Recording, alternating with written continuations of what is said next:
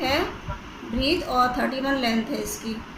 ठीक है, तो सबसे पहले इसको क्या करेंगे, length into breadth divide by 16। वो सब उसमें है व्हाट्सएप पे जो मैंने भेजे हैं आपको, उसमें है सब ये।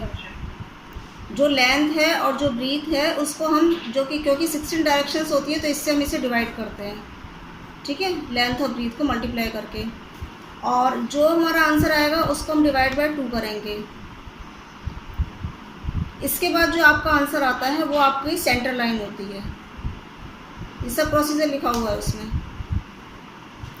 ठीक है, जो नोट्स है उसमें लिखा हुआ है सभी। ये आपकी सेंटर लाइन हो गई। जो आप कह रहे हैं वो नोट्स हैं या आप नहीं, अभी जो भेजा है मैंने। ठीक है, अब इसके बाद हम जो है आपका ये बनाएंगे, ले लेते हैं। जैसे हमारी छोटी प्लॉट है ये 25/31 की है, तो हमने ये जो है गैप आपका 2 का ले लिया। मतलब ये जो एक जो आपका ये बॉक्स दिख रहा है ये हमने 2 का मान लिया है। 2 फुट का है, 2 फुट का है ये। ठीक है, ऐसे ये 2, 4, 6, 8 इस तरीके से मेज़र करके हम बनाएंगे। हाँ हाँ, ये भी कर दिया है मैंने। तो इसमें क्या होगा कि आपकी प्लॉट पूरी बन जाएगी ऐसे। ये 25 हो गई, ये 31 हो गई। अगर ये प्लॉट बहुत बड़ी है आपकी, मान लो आपकी ये तो 25/31 है, कोई ऐसी प्लॉट है कि मान लो आपकी जो है 60/60 की है, ये और बड़ी है ना, तो उसके लिए हम इस ग्राफ को और छोटा कर लेते हैं। इसके पॉइंट को अभी हमने 2 फुट लिया है, हम इसे 5 फुट का मेज़रमेंट भी ले लेते हैं। उस हिसाब से छोटे छोटे डिवाइडेशन कर लेते हैं, क्योंकि हमें इसी पेज पे सब काम करना है। ग्राफिंग उसी हिसाब से ले लेते हैं। ठीक है ना, तो अभी ये हमारी मेज़रमेंट छोटी है तो हमने 2-2 फुट का इसका गैप ले लिया है, तो आपका ये पूरा निकल आया। अब इसमें उसी तरीके से इसका सेंटर पॉइंट निकाला हमने, यहाँ से स्केल को रख के ऐसे करके सेंटर पॉइंट निकल आया, और रख के ये 16 डायरेक्शन चक्र, शक्ति चक्र रख के इसकी डायरेक्शन निकाल ली।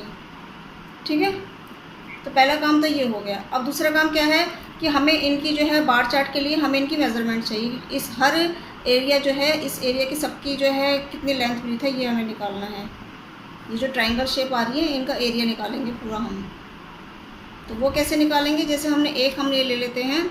मान लो ये आपका ये NNW है, ये दिख रहा है NNW।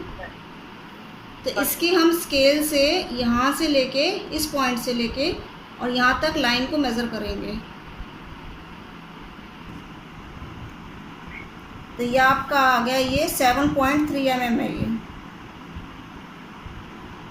ये रहा 7.3 mm। ठीक है ना, ऐसे ही नेक्स्ट इसका हम यहाँ से लेके और यहाँ तक जो इसकी नेक्स्ट जो शेप आ रही है ये, इसको मेज़रमेंट करेंगे स्केल से। ठीक है,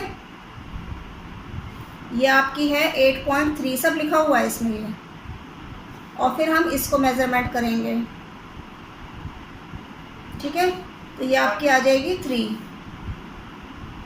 तो एक ये ट्रायंगुलर आपका बन गया। इस ट्रायंगल का हमें एरिया निकालना है। अब ये 7.3 है, ये 8.3 है और ये 3 है। इन तीनों का हम जो है इस ट्रायंगल का एरिया निकालेंगे। इस ट्रायंगल का एरिया आपका आया 10.82। वो जो अभी मैंने बताया आपको ऐप, उसमें इसको मेज़रमेंट करके निकालेंगे। उस ऐप को आप खोलोगे ना, फिर इसको प्रोसीजर और बता दूँगी कैसे उसमें करना है। इन सबको ये जो डायरेक्शंस दे रखी है इन तीनों को उसमें डालेंगे, या ऑटोमेटिक निकल के आ जाएगा। ठीक है, अब ये आपका ये एक जो है ये NNW का जो है एरिया निकल आया आपका। ऐसे ही हम ये जितनी 16 डायरेक्शन है इन सब का हम निकालेंगे। समझ आ गई बात है? पहला काम है आपका ये। इसके बाद आगे क्या करना है वो ये। ठीक है,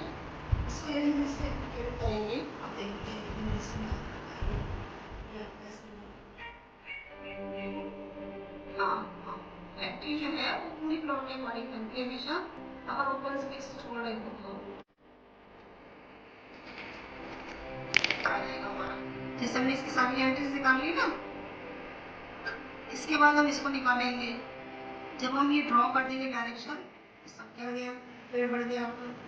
तो है ये पापेट है, ये फादर है, ये फादर है, ये सन है। एक दूसरे को नुकसान कोई नहीं पहुंचाएगा, बस